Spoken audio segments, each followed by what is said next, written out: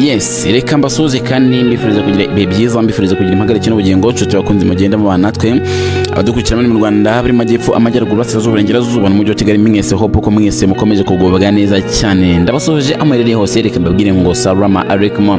Reka mite nihuta nerekeze ku nkuru yakase mutwe, inkuru ikomeye cyane, inkuru iteye ubwoba, inkuru yabaye akaterera nzamba ku bihugu bitandukanye, ibihugu by'amahanga. Uti ni yihe?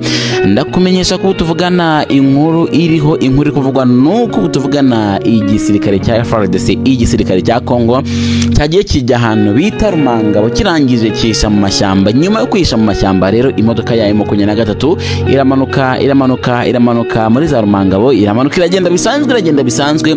Nyuma mu minota mike cyane baje kwisanga bose bari mu rambushi ya FARDC. Donambushi tazibagirana, donambushi iciye amateka, donambushi iciye agahigo kwica abasirikare benshi bo mu ntare za Sarambwe, donambushi igisirikare cya M23 kitazibagirwa kuva kivuye muri mu mashyamba gitangiye kurikiza muri Kongo. Iyi ni ambushi ya mbere kuva intambara yatangira ibayeho, ndetse kandi itazinibagirana mu gihugu cya Kongo. Nuko bari kitazibagirana n'ubwa mbere yisha abasirikare benshi kuva intambara yatangira, ndetse kandi ndakubwimenyesha ko iyi ntambara cyangwa se yambushi ibaye nyuma yuko muri Rumangabo bundi iyi M23 yari yamanutseyo ivuga ngo iri kwerekezayo kugira ngo ijye gutoza abasirikare yari yafashe. Mundi murabizi wenda ngarutse nyuma gato yafashe abapolisi bagera muri za 600 ba Kongo. Abapolisi baranitanga baravuga bati twebwe twemeye kwihuza n'igisirikare cya M23. Abantu baraserebura cyane. Nyuma yaho baravuga bati mbo niba bigenze uko tugiye kubatoza mu joining igisirikare cya M23. Ubwo ni M23 bitangaza bakimara kubivuga abasirikare 600 bagenda barajoininga, ariko abantu bari baza ngo what happened, ni gute abasirikare bangana gutya na sorry abapolisi bibangana gutya bitanga, nta ntambara yabaye, nta kurasana kwabaye, nta kintu cy'ikidanje kibaye, mbese bagatabanza bavuga ngo just reka twitange. Nukubera iki? Ibi biterwa n'iki? Guhera icyo gihe rero nibwo abantu batangiye kubyibazaho, abazi ubwenge babyibajeho. Hari n'abandi bagiye bavuga bati ni success kuri M23, ni success nziza cyane, ni ibintu byiza cyane. Mbese muri make abantu bakomeza kwibaza ngo ni iki kiraza gukurikiraho, ariko ndakumenyesha ko nkuko bisanzwe na gatego izi ntare za Sarambwe zari zatezwe, ahubwo ntizamenya ngo habaye iki, bamenya ngo wagwa niki cyabaye. Ntibamenye ikintu kimwe kiri kujya mbere, ntibigeze bamenya ikintu kiri kujya mbere hagati y'igisirikare cya Kongo ndetse na FARDC na M23, kubera ko n'ubwa mbere igisirikare cya Kongo byari bigaragaje ko abasirikare benshi bagiye kujoininga igisirikare cya M23. Ubundi ubusanzwe mu mateka ya Kongo ntago byigize baho ko igisirikare cya Kongo bwacyo cyifata kivuga ngo reka tujoininge igisirikare cya M23, ariko kubera ko byabaye niyo mpamvu hahise haba agatego rero tuvugana muri babasirikare bamwe bagiye bakoza agatego mu gisirikare muri M23, nibo bongeye bahindukirana iyi M23 muri Rumangabo. Iyi ni nambushi ikomeye cyane, nambushi ya mbere ibayeho ndetse mu mateka ya mbere y'isi intambara kuva yatangira. Nanone kandi ndakubwira ko tuvugana Chad, murabizi ko ni igihugu gikomeje gutera inkunga igihugu cya Repubulika ya Demokarasi ya Kongo, ni igihugu gikomeje kugaragaza impinduka mu gihugu cya Repubulika ya Demokarasi ya Kongo, ndetse ko tuvugana Chad mu minsi yashize igize kohereza abasirikare bagera ku 2,000 muri iki gihugu cya Republic Democratic of Congo bwa mbere, ndetse kandi nabo bamaze kwivuganwa n'igisirikare cy'intare za Sarambwe. Nabo bahita batangira kuvuga ngo just something you want, nuko gusa abasirikare bacu mu gihugu cya Repubulika mu gihugu cya Kongo, abasirikare bacu ubwo bavuga bati twebwe icyo dushaka nuko abasirikare baza mu gihugu cya Kongo, noneho iyi ntambara ikagenda neza. Nuba ngo Tshisekedi ntabwo ari ubwa mbere yagiye gusaba abasirikare muri Chad, kubera ko ndi Chad yari isanzwe ifata n'abasirikare mu gihugu cya Kongo kugeza ubu none hari naho ntabwo ari ubwa mbere baye. Mbese ubwo ahubwo twakibaza ngo ese uyu perezida wa Chad araza kuza kumwemerera abasirikare? Ni inkuru yanditswe mu gitangazamakuru kandi ivuga ko RDC ikomeje gusaba Chad abasirikare bo kwifasha mu ntambara. Ni inkuru yatangajwe kuri iyi tariki. Ubutegetsi bwa Repubulika ya Demokarasi ya Kongo bukomeje gusaba Chad abasirikare bo kubafasha mu ntambara buhanganyemo n'umutwe witwaje intwari wa intare za Sarambwe mu ntara Kivu y'Amajyaruguru ndetse na Kivu y'Epfo. RDC kandi na Chad ni inshuti zikomeye kuva mu mwaka wa 2022 ubwo Perezida Felix Tshisekedi yahabwaga n'umuryango w'ibihugu byo mu karere ka Afurika yo hagati CASM inshingano zo guhuza ubutegetsi bwa Marshal Mahamay Desidebi ndetse n'abatavuga rumwe n'ubutegetsi bwe. Mu gihe kandi ingabo za RDC n'inshuti zazo zikomeje gutsindwa n'intare za Sarambwe, Tshisekedi yerekeje muri Chad aho yari aho Chad nyine yo hari icyo ishobora kumufasha muri iyo ntambara. Atangira kuganira n'ubutegetsi bwayo ku itariki 7/25. Tshisekedi yagiriye uruzinduko muri Chad. Marshal Mahamay kohereza abasirikare mu burasirazuba bwa RDC ndetse kugira ngo zimufashe kurwanya intare za Sarambwe. Uruzinduko rwa Tshisekedi rwabaye nyuma y'iminsi 9 kandi abarwanyi b'intare za Sarambwe bafashe umujyi wa Goma. Abacashuro kandi b'abanyaburayi bamufashaga abasirikare b'umuryango wa Afurika y'Amajyepfo SADC nabo muryango w'abibumbye MONUSCO bamanitse amaboko nyuma y'iminsi 2 intare za Sarambwe zifashe umujyi wa Bukavu muri Kivu y'Amajyepfo nyine. Kuri wa 18 Gashyantare Tshisekedi yohereje muri Chad minisitiri ushinzwe kwishyira hamwe kwa karere Didier Masenga nk'intumwa yihariye ashyikiriza Marshal Mahama ubutumwa.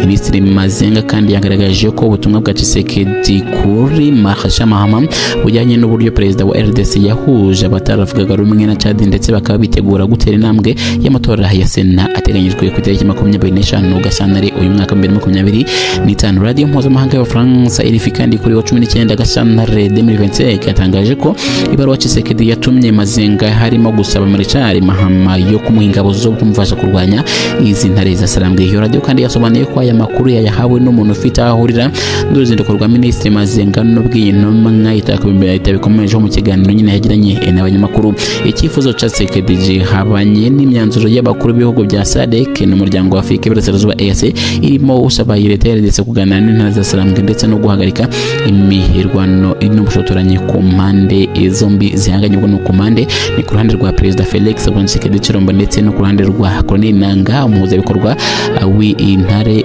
za Sarambwe zibarizwa muri AFC. Nanone kandi gusa ntababwiye ko ngo nababwiye ntabwo ari ubwa mbere nyakubahwa Perezida Felix Tshisekedi agiye kwitwereza amahanga kubera ko mu mwaka washize nabwo yavanye abasirikare bagera ku 2,000 nubwo bose intare za Sarambwe zakoze ikintu bita kubivugana. Utuvugana tugejeje kureba ngo ese abasirikare noneho baraza gutanga iki niba abasirikare aho South Africa yananiwe aho abacajuru bananiwe izi abasirikare bagiye kwakora turaza gutegereje ukuntu biraza kugenda. Nanone kandi ntabwo nasozi mu ntabwiye ko kuvuga utuvugana nta kindi kidasanzwe nje kubabwira. Murabizi maze imisi mbona inkuru zuko intare za Sarambwe ingabo za Sultan Makenga ziri ku kibuga kinini cya Kavumu. Izo nkuru mwazibonye, mwabonye inkuru zibabwira ngo Kavumu tuvugana airport ifitwe na M23 ingabo za Makenga ingabo za Sultan Makenga. Inkuru rero y'ubugino nje kubaha ni ukukubwira ko izi ngabo z'uyu musaza zikubitewe kuri ikibuga zari zitekereza kwinjira muri ikibuga. Narababwiye ngo hari ubwo usanga handitswe inkuru ivuga achievement y'aba bagabo yamara kwandikwa nabo yabageraho bakabona bakavuga bati nuko bimeze bagatagira ngo nabo bakagakina as like achievement mbese bikabatera imbaraga zo kujya gukora icyo gikorwa. Nk'urugero uyu munsi murabizi ko ikibuga cy'indege cya Kavumu kiri under control the Nifaldes. Murabizi already you have noise murabizi. Noneho hagira umuntu usohora inkuru nk'iyo ngiyo ivuga ngo ikibuga cy'indege cya Kavumu gifitwe n'intare za Sarambwe, babibona nabo bagahita bagashya bikabatera imbaraga cyangwa se bikabasukumira kujya kuri cya kibuga. Kuri iyi nshuro rero mbese babaye nkaho bakubiswe n'inkuba bari gutekereza kujya ku kibuga cya Kavumu. Biramera the same as nka wa munsi cyagihe babaga kuri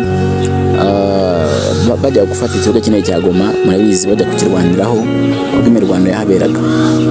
Byatangiye ari ibikino bitangira abantu bavuga ngo ikibuga cya Kavumu bitangira abantu babifata as like a joke. Yewe koko twabonaga as like something serious, twabonaga ibintu biri serious. Noneho abantu bamwe bayibona bakavuga bati ariko ibintu bibaye ari ukuri, tukumva ko bati ntabwo ari ukuri, nyine tukavuga inkuru zitandukanye. Yewe byatangiye kwandikwa mpamya ko ntekereza ko ari n'ikintu cyasukumye cyabateye imbaraga bari abagabo. Bitangira kwandika byatangiye bivugwa ngo intare za Sarambwe ingabo za Sultan Makenga ziri gutekereza kujya gufata ikibuga cy'indege cya Goma airport.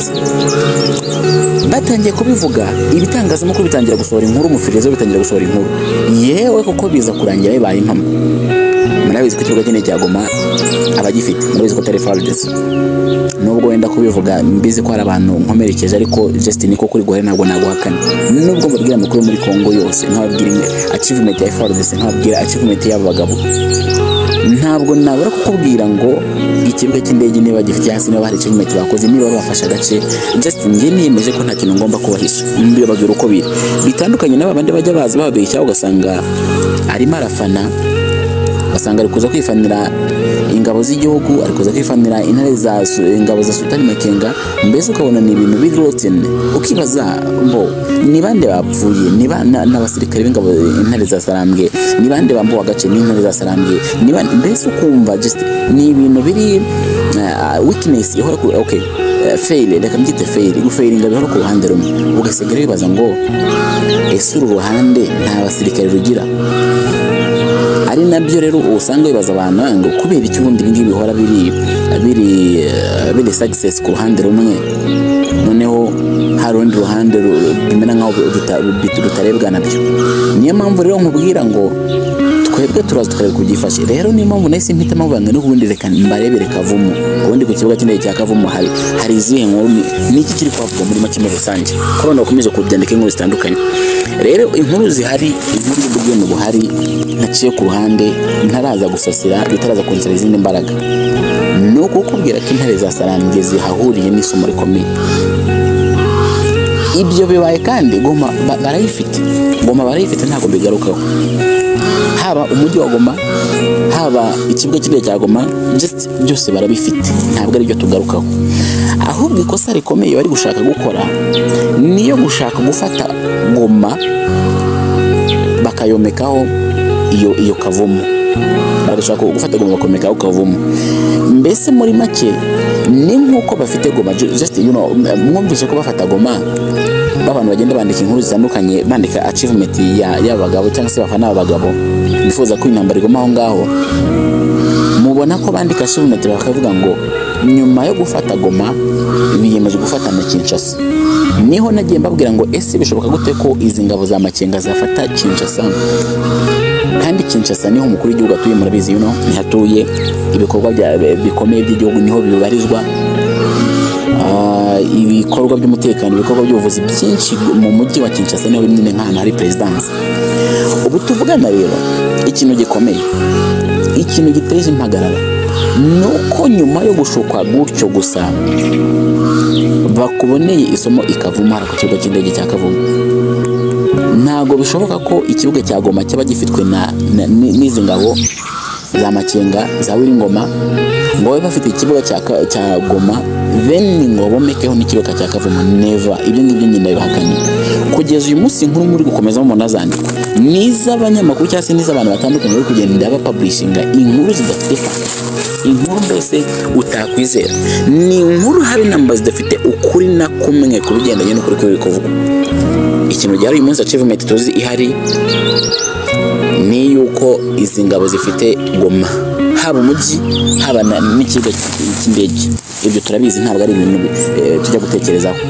nyuma yabyo rero ikintu gikomeje guteza impagarara gikomeje kuba ikibazo nuko nyuma yabyo bakomeje no kwitwerera no gufata na Kavumu kandi ibintu bidashoboka cyane inzozi zikomeye cyane rero nyuma yo gushukwa gutyo nyuma yo kubona abandi banditswe ngo bafashe Kavumu byababereye inzitizi yabereye impagarara bigiye guhita bituma bajya kwishora nuko bahuye n'uva gusenya ndakumenyesha ko mu bikomeje kuba gatera nzamba mu bintu bikomeje gutuma bagira ingaruka nuko bone izo nkuru zimandikwaho hanyuma nabo koko zikabatsa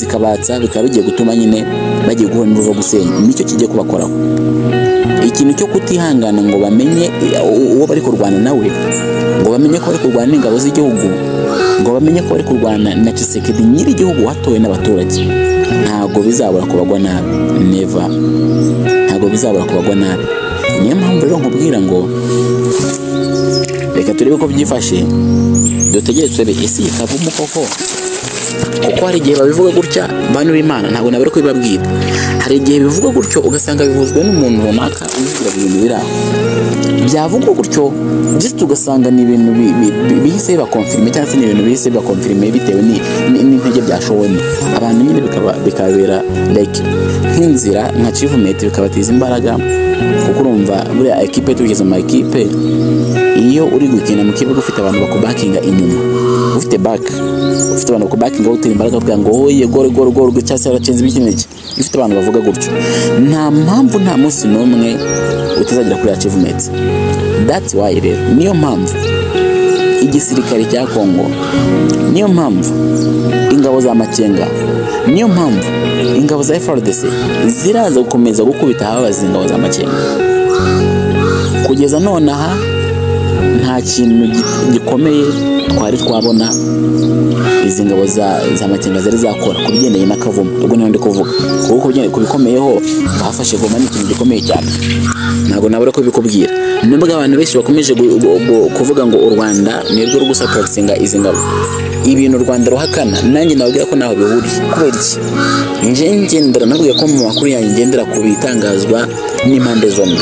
Uruhande rw'u Rwanda ruvuga ko nta rudashyigikira izi ngabo nazo za Ingoma zikavuga ko ntaho zihuriye n'u Rwanda. Ahubwo nkibaza ngo abakomeza kuvuga ko u Rwanda rufite ruhuriye n'izi nyeshyamba n'uyu mutwe ni bande? Ahubwo navuga ngo leta ya Kongo niyo ikwiriye kwicara igashaka uburyo iraza gukemura ikibazo. Ntazi ngo nikoresha uburyo bw'intambara, I don't know, nikoresha uburyo bwa diplomacy, I don't know. Twebwe icyo twiteze kureba no kureba ngo ese ibi ngibi biraza kugarukira he. Reka mbashimire cyane rero nshuti bakoze mugenda bana natwe abadukurikira muri mu Rwanda, amajyepfo, amajyaruguru, uburasirazuba n'uburengerazuba, mwese aho ko mumeze neza. Reka mbabwire ngo abakomeje kugira ingaruka n'intambara, namwe reka nkomeze kubabwira ngo mukomeze kwihangana, Imana ikomeze kubigirira neza. Ndanakomeza mperereze ndebe ibyo ikavumo gusa kugeza now until now Kavumo is occupied by FARDC pana ibyo mitwe n'abantu muri gukura. Ndabashimiye mukomeze kwanda subscribe kugira ngo tubane neza cyane ikinanzwe ibyo Imana ibarinde.